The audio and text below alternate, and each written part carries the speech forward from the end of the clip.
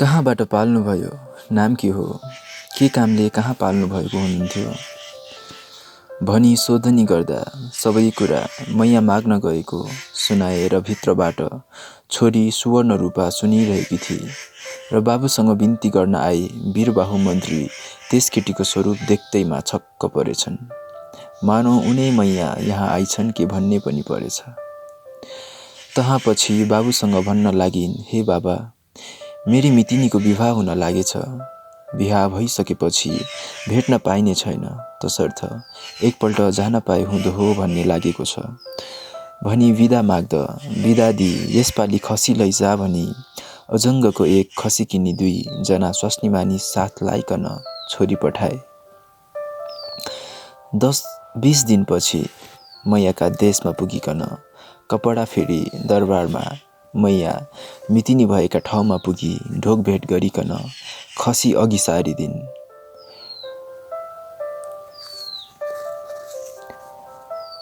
र मैयाले बस्नुहोस् भनी आफ्नो नजिकै राखी भलाकुसरी गरिन्। फेरि हजुरको दर्शन हुने छैन भन्ने बुझी हजुरको दर्शन गर्न आएकी हुँ। औ हजुर विदेश पाल्नुहुन्छ। आजदेखि मेरो चित्त आनन्द रहने छैन। मेरो प्राण हजुरसँगै रहनेछ। हजुर भन्दा म चाँडो मर्छु कि हजुरको स्वर्गवास अघि हुन्छ त्यो पनि केही थाहा छैन र हजुर टाढा पुगी बक्सिन्छ। दुःख होला भन्ने मलाई बिग्नै हजुरको फिक्री लागिरहन्छ। हे मितिनी साहेब, एउटा कुरा फेरि बिन्ती चढाउने थिए भनी चुप लागी र मैयाले सोध्नुहोस् भन्दा सुवर्ण रूपा भन्दछिन्, हे मितिनी साहेब, हजुरको काल केमा छ? सो कही बक्से त त्यसै आधारमा मन धैर्य गरी दिन काटिरहँला भन्दा मैया भन्छिन्, हे मितिनीज्यू, मेरो काल यो सहरको बाहिर पूर्व दिशामा इन्द्र पोखरी छ। त्यस पोखरीमा एउटा सुनको माछो छ। त्यसको पेटमा एक हिराको हार छ। त्यो माछो मारी हिराको हार पेटबाट चिरेर निकालेमा म मर्नेछु भनी कहिन् र सुवर्ण रूपा ढोकभेट गरी आफ्ना बाबुको घर गई। बाबुसँग मैया मितिनीको सम्पूर्ण हाल विस्तार गरी सुनाई। हे बाबा, त्यसै मैयाका दरबारका पूर्व दिशामा इन्द्र पोखरी छ। त्यसमा एउटा सुनको माछो छ। त्यो माछो ल्याइदिन्छौ भने म यहाँ बस्छु, ल्याउँदैनौ भने यहाँ पनि बस्दिन। फाल हाली मर्नेछु भनी बराबर लडीबडी गरिकन रुन कराउन लागि। यो देखि बाबु जाल काँधमा हाली हिँड्यो र जाँदा जाँदा केही दिनमा साँझ परिसकेपछि इन्द्र पोखरीमा पुगी धेरैपल्ट जाल हान्यो। सुनको माछो जालमा परिआयो र छोरीले भनेको माछो यही रहेछ भन्ने बुझ्यो। सो माछो पाउँदा सुवर्ण रूपा खुसी भई एकान्तमा गई माछाको पेट चिरी हिराको हार झेकी गलामा पोतेका साथ झुन्डाइहाली। त्यसै बखतमा वहाँ मैया लक्ष्मीप्रिया पनि मरिन् र मैयाका बाबु राजा 7 दिनसम्म अन्न नपानी भई रही छोरीको कल्पना गरी अनेक तरका कुरा सम्झी रुदा भए र तिनका भाइ भारदारहरूले बराबर वरपर देखाई, महाराज, संसारको गति यस्तै हो, जन्मेपछि अवश्य मर्नुपर्छ भनी जाहेरै छ, सुर्ता गरी केही पुग्न सक्दैन भनी बुझाएर राजा भन्दछन्, हे भारदार हो, अब कैलाशपुरको राजालाई के जवाफ दिने हो भन्दा यो हुकुम सुनि बिन्ती गर्छन्, हे महाराज, दैवको लीला अपार छ, कसैले जानी सक्नु रहेनछ। कन्याको स्वर्गवास भयो भनौला। हे महाराज, कुनै कुराको शोक नगरी बक्सियोस् भन्दा राजा उसै जङ्गिएर यो मुर्दा पनि त्यसै राजा कर्णध्वजका मुलुकमा अफाल नलगाऊ भनी हुकुम दिए र सो मरेकी मैया लगी कोही जङ्गलमा फाली आएछन्। उतातिर वीरबाहु मन्त्री राजा कञ्चनका झजुरमा पुगी, महाराज, राजकुमार लायक एउटी खासा राजकन्या लक्ष्मीप्रिया अनेक लक्षणले युक्त भएकी सहर इच्छापुरकी मागी आए भनी बिन्ती चढाए। तब राजाले मन्त्री वीरबाहुसँग सोधे कि केही लक्षण देखेको भए बयान गर भन्दा मन्त्री बिन्ती गर्दछन्, हिँड्दा सुनको पाइला पर्ने, हाँस्दा चम्पाको फूल झर्ने, राम्रीमा पनि तिलोतमा अप्सरा जस्ती छन्। अवश्य राजकुमारलाई तिनै कन्या बिहा गरिदिनुपर्छ भन्ने मनमा विचार गरी साइपाटो समेत लगाई लगन हेरी काम कुराको कागज लेखाई छिनफान गरी आएको छु भनी मन्त्री वीरबाहुले बिन्ती गरे र राजा खुसी मन भई गहना कपडा किनमेल गराई अनेक देशका राजा वजिर महाराजहरूलाई निम्तो पठाई बोलाई भेला गरी कर्णध्वज राजकुमारको बरियात हिँडाए र 10 दिनमा बरियात पुग्यो।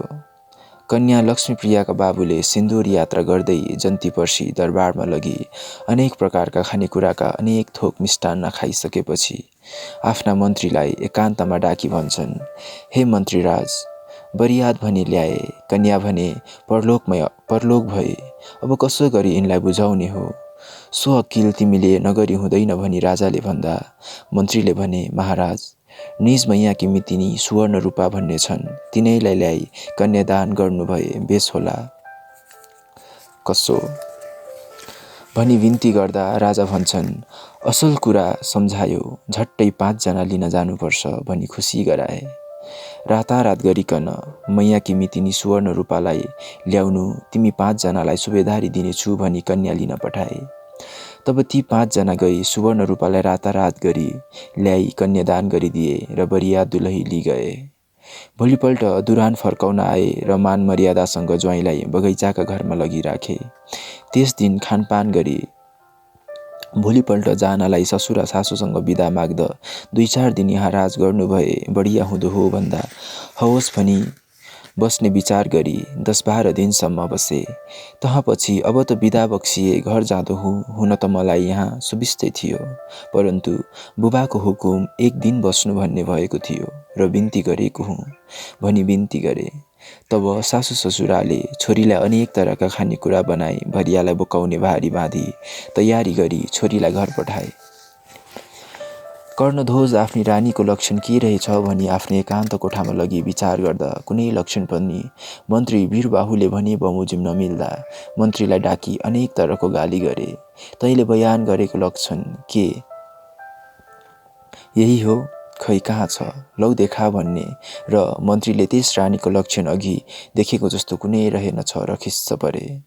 त्यहाँपछि यो मन्त्रीलाई जङ्गलमा लगी काट भनी 4 जना पोडेहरूलाई हुकुम दिएर सो हुकुम मानेर मन्त्रीलाई जङ्गलमा लगी सबजना पोडेहरू मारौ भनी मार्न हौसिएका थिए। परन्तु तिनै 4 पोडे मध्येको एउटा बुढो भन्दछ, हे भाइ हो, राजाको चित्त छिनछिनमा फिर्छ। अहिले हामी मन्त्री मारेर राजाको अगाडि जान्छौँ, त्यसै बखतमा मेरो मन्त्री किन मार्यौ, ल्याउने भए ल्याऊ, नत्र तिमीहरूलाई मार्छु भने के कुराले जवाफ दिउँला भन भन्दा कोही बोल्नै सकेन र ती वीरबाहु मन्त्रीलाई जङ्गलमा एउटा छाप्रो बनाई, यहीँ बस्नुहोस्, तपाईलाई हामी 4 जनाले दिनमा 1 जना आई खानेकुरा दिउँला भन्दा नमान्नुहोला भनी त्यहीँ छोडी आए र राजाको हजुरमा मन्त्रीलाई मारी आयौँ भनेर बिन्ती चढाए। राजाले खुसी भएर बकस पनि दिए। तह उपरान्त केही वर्षपछि तिनी राजा शिकार खेल्न भनी कमलदीप भन्ने वनमा गएर वहाँ घर सत्तल पाटी पौवा नाना तरका बगैँचा अनेक फलफुलले मगमग बास्न चल्ने वृक्षहरू, त्यही फलफुलहरूमा चरा भँवराले हर्ष गरी कराउँदा मानौ स्वर्गपुरीको नन्दन बन्ने इन्द्रले आई बनाएको रहेछन् कि भन्ने सन्देह लाग्ने यस्तो शोभा तहाँको देखि सिकारी फौजलाई डाकी, यो जङ्गलमा यस्तो रचना कसको हो, तिमीहरूलाई थाहा भए वृत्तान्त मलाई सुनाओ भन्दा राजाको हुकुम सुनि सिकारी फौज भन्दछन्, हे महाराज, हजुरले रजाई गरेको 22 वर्ष भयो, हामी जागिरे भएको पनि 16 वर्षदेखि हो, परन्तु अघि देखेका थिएनौँ, तर हजुरका प्रतापले यस्तो रमणीय ठाउँ आज देख्यौँ भनी बिन्ती गरे। राजा त्यस घरभित्र पस्दा चारैतिर जोहार माणिक मोतीले भरिभराउ भएको देखि राजा अत्यन्त छक्क पर्दा भए। सिकारीहरू शिकार खेल्नतिर लागे।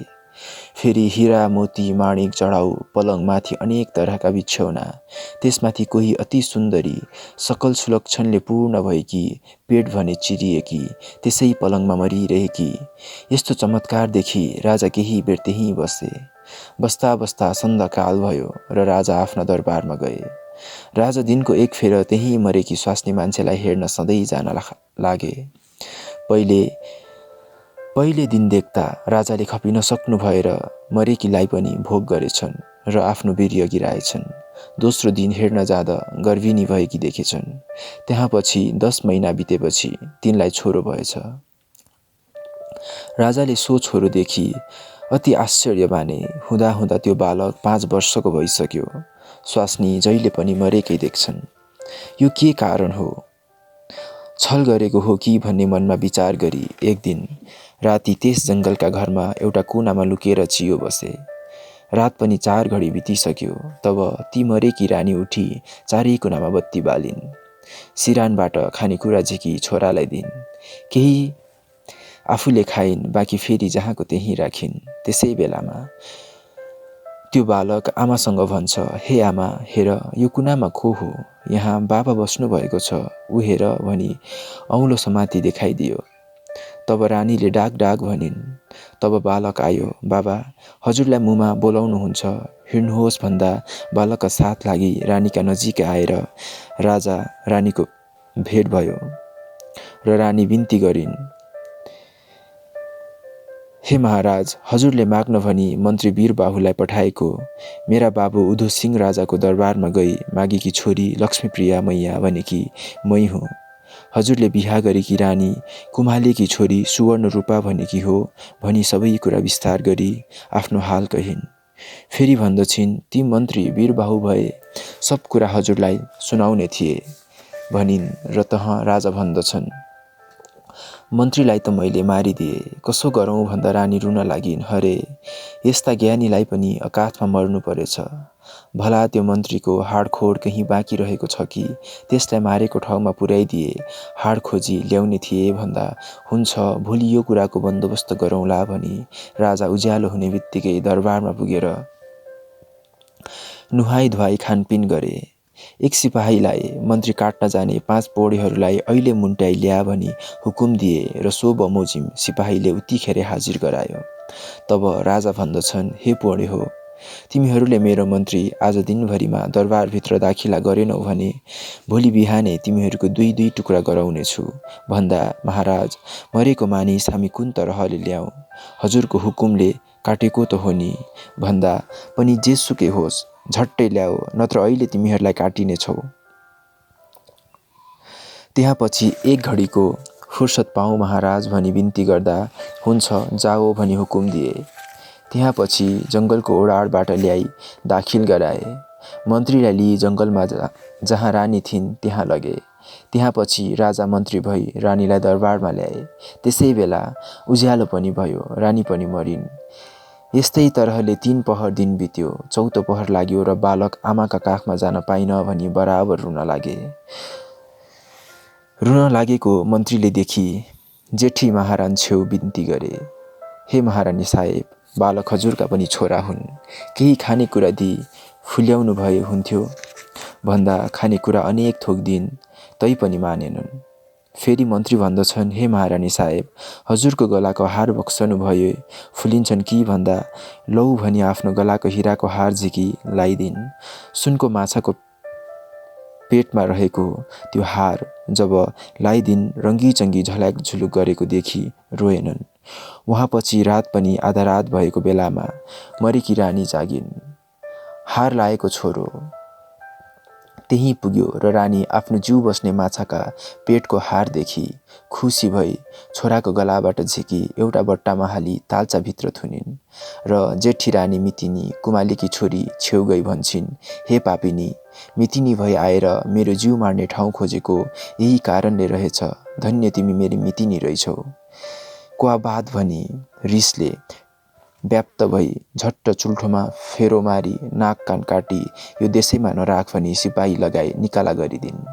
आफू जस्ता कि तस्तै भई राजपाट सम्हारी राजा रानी भई आनन्दसँग प्रजा खुसी गराइरहँदा भए। इति श्री विष्णुपद विरचिते इन्द्र बृहस्पति संवादे 2य अध्याय।